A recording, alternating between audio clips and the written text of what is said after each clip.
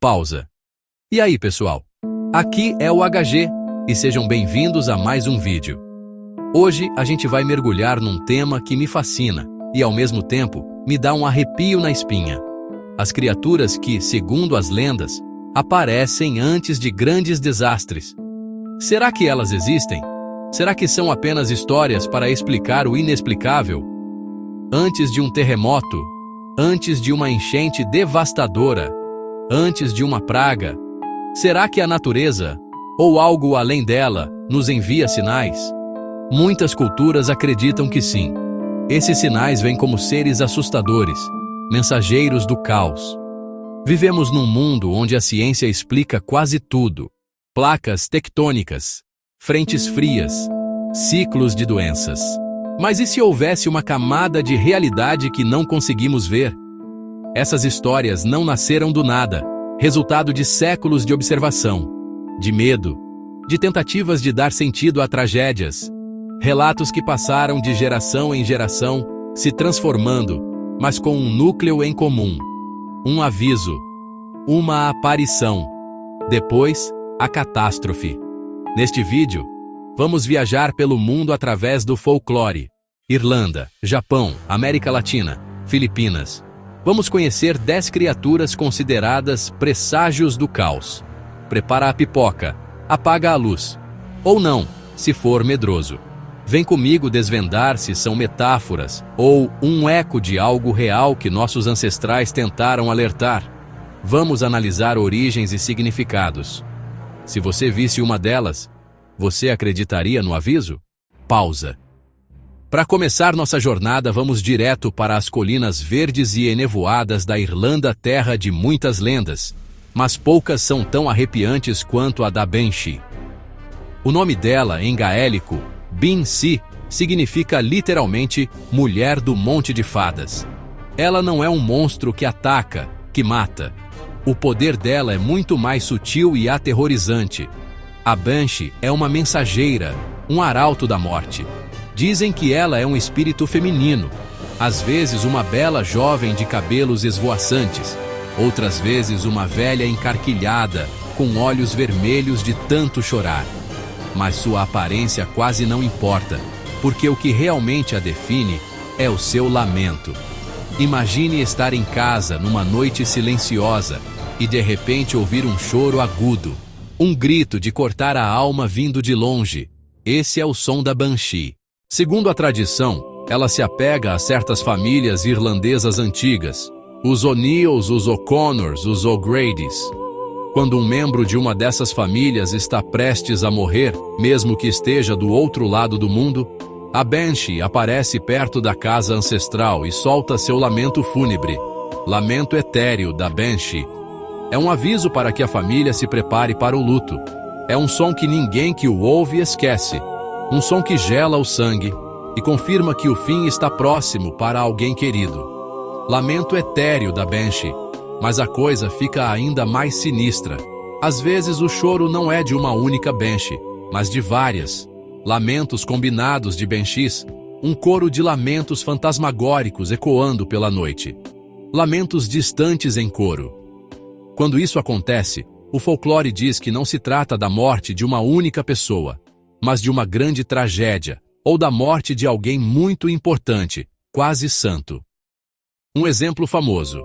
Dizem que a Banshee Abel lamentou a morte do grande rei Brian Boru dias antes da batalha. Ela não veio para causar a morte, mas para anunciar o inevitável. A figura da Banshee representa aquele sentimento de premonição, aquela angústia que sentimos quando algo ruim está para acontecer. É a personificação do luto antes mesmo da perda. Em algumas versões, ela é vista lavando roupas ensanguentadas num rio, uma visão macabra que simboliza as mortalhas dos que vão partir.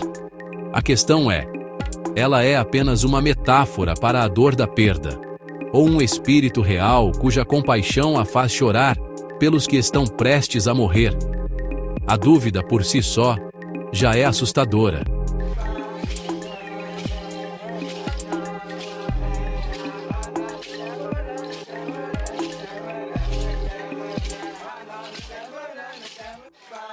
Se o lamento da Banshee já não fosse assustador o suficiente, a Irlanda nos presenteia com outra figura de puro terror que também anuncia a morte, o Dullahan.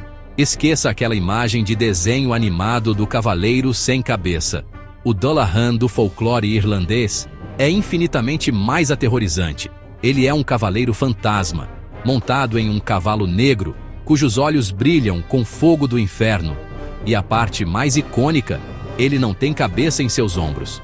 Em vez disso, ele a carrega debaixo do braço, como se fosse uma lanterna. A cabeça é pavorosa, com um sorriso medonho e olhos pequenos e negros que se movem freneticamente. A aparição do Dullahan é um presságio de morte súbita e inevitável. Ele cavalga pelas estradas rurais, durante certos festivais ou datas. Onde ele para, uma pessoa morre. Diz a lenda que ele usa uma espinha dorsal humana como chicote. Quando ele para sua cavalgada, ele simplesmente sussurra o nome da pessoa que vai morrer. E no momento em que o nome é dito, a alma da vítima é arrancada do corpo. Não há como negociar, não há como fugir. Se ele te chamar, seu tempo acabou. Uma das coisas mais bizarras sobre o Dullahan é sua aversão ao ouro. É a única coisa que pode afastá-lo. Se você suspeitar que ele está por perto, a sua única chance é jogar um objeto de ouro no chão. Ele, aparentemente, é incapaz de passar por cima ou perto do ouro, o que te dá uma chance de escapar. Mas por que ouro? Ninguém sabe ao certo. Talvez por ser um símbolo de pureza, de luz, algo que essa criatura das trevas não suporta. É uma defesa pequena contra uma entidade tão poderosa. Deixando o Japão, cruzamos o Pacífico e chegamos às Américas, onde encontramos o Thunderbird, o pássaro-trovão. Não é uma ave comum. É um ser sobrenatural de tamanho imenso. Suas asas podem tapar o sol. Dizem que o bater de suas asas causa o trovão, e que os raios são luzes que piscam de seus olhos, ou cobras de luz em suas garras. Visto como força da natureza, criador e também destruidor. Na costa noroeste, é benévolo, trazendo a chuva necessária à vida. Mas é um guerreiro celestial, lutando contra espíritos subaquáticos, a grande serpente chifruda.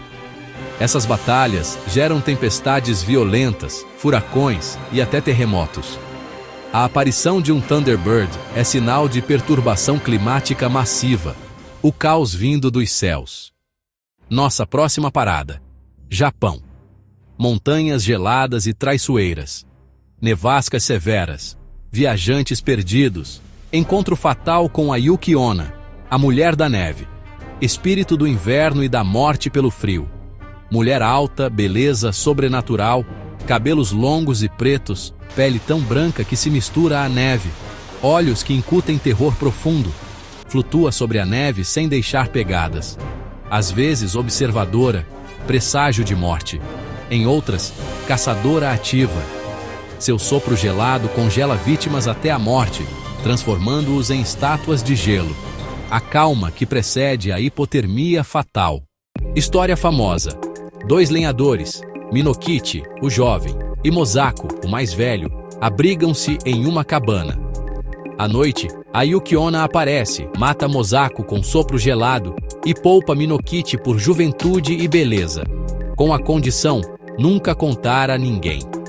Anos depois, Minokichi casa-se com Yuki. Eles têm filhos. Uma noite, ele conta a história à esposa. Yuki revela ser a mulher da neve, o repreende por quebrar a promessa e o poupa novamente por causa dos filhos. Em seguida, parte para sempre.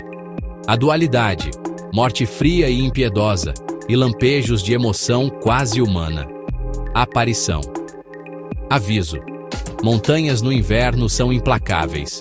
Prenúncio de avalanches, temperaturas congelantes e a morte silenciosa e branca. Agora vamos para os pântanos sombrios da Europa e os charcos sombrios. Um cenário perfeito para lendas assustadoras. Aqui, não encontramos um monstro com forma definida, mas algo mais enganador: o Will-o'-the-Wisp, o fogo fátuo. Luzes fantasmagóricas que flutuam à noite sobre pântanos, brejos e, às vezes, cemitérios. Elas parecem convidar os viajantes, como uma lanterna amiga na escuridão.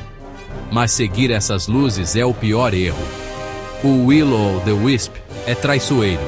Tira as pessoas dos caminhos seguros, guiando-as a pântanos, penhascos ou ao extravio total. Interpretadas como almas perdidas, espíritos da natureza ou fadas pregando peças mortais. A ciência fala em oxidação de gases, fósforo, metano, da decomposição orgânica. Explicação lógica existe, mas não remove a poesia e o terror do símbolo. É o caos disfarçado de esperança. Terreno traiçoeiro. Morte à espreita sob uma fina camada de normalidade. Da Europa, viajamos para a América Latina, onde ecoa a lenda de La Llorona, a Chorona. A história fala de Maria, que em um acesso de raiva e desespero, após ser abandonada pelo marido, afoga seus próprios filhos. Tomada por remorso, ela também se afoga. Sua alma não encontra descanso, condenada a vagar e chorar procurando por eles. Seu lamento, ai misijos, pode ser ouvido à noite, especialmente perto de rios, lagos e encruzilhadas. Ver La Llorona ou ouvir seu choro de perto é presságio de morte ou desgraça. Quando seu choro é mais intenso, dizem: o rio vai encher, inundação por vir. Ela é um aviso personificado, usado por séculos para manter crianças longe da água. Também é um conto moral sobre ciúmes, raiva e as consequências eternas de atos impensados, anúncio de dor e perda próximas. Vamos mergulhar nas águas perigosas da América Latina, no Império Azteca. Auizotl, espinho da água, o cão d'água, descrito do tamanho de um cachorro, pelo escorregadio, orelhas pontudas, corpo de macaco e uma mão humana na ponta da cauda. Servo dos deuses da chuva, vive em águas profundas, guardando entradas. Astuto, imita choro de bebê para atrair à beira d'água. Quando a vítima se aproxima, agarra e arrasta para o fundo. Afogados por ele eram escolhidos pelos deuses. Destino sagrado e terrível. Corpos apareciam sem olhos, unhas e dentes, tabus e temores. Destinados a Tlalocan, o paraíso do deus da chuva. Personificação de redemoinhos, correntes traiçoeiras e buracos súbitos sob águas calmas. Um lembrete do poder da água e um aviso. Respeito e medo. Voltamos ao Japão, rico em folclore, uma verdadeira quimera. O Nue, além da aparência, pode virar uma nuvem negra e voar. Seu som é igualmente estranho. A aparição era presságio de desgraça, doenças, tempestades, calamidades. Em 1153, o imperador Konoe adoeceu com pesadelos. Uma nuvem negra surgia às 2 da manhã. Chamaram Yorimasa, arqueiro lendário. Ele flechou o centro da nuvem. O Nue caiu, morto. O imperador se curou. A carcaça foi lançada ao mar por trazer má sorte. Onde encalhava, a desgraça se espalhava. O Nue é portador e causa de caos. Pausa.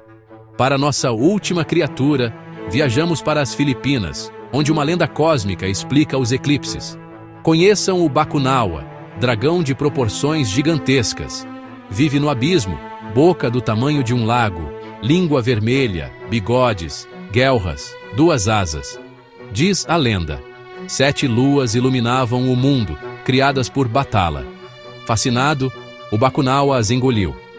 Perto da última, o mundo cairia em escuridão eterna. O povo saiu às ruas, fazendo barulho para que cuspisse a lua. Em cada eclipse lunar, repetia-se o ritual para salvar a luz.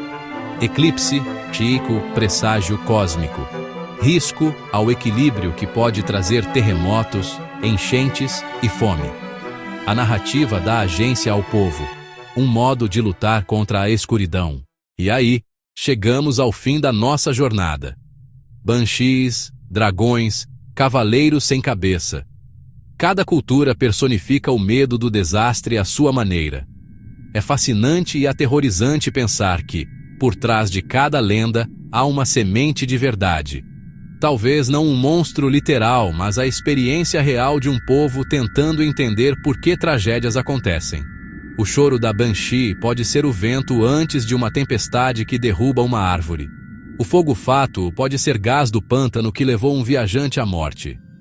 Essas criaturas são mais do que monstros. São arquivos culturais, sabedoria ancestral sobre perigos do mundo.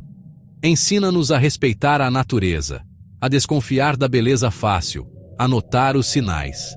Talvez tenhamos perdido a capacidade de ler esses sinais. Eles não tinham satélites, tinham as histórias, os presságios. Então, o que vocês acham? Essas criaturas são só imaginação poética ou avisos que ignoramos? Deixem nos comentários qual criatura vocês acharam mais assustadora e outras lendas de mensageiros do caos. Eu vou ler tudo, como sempre.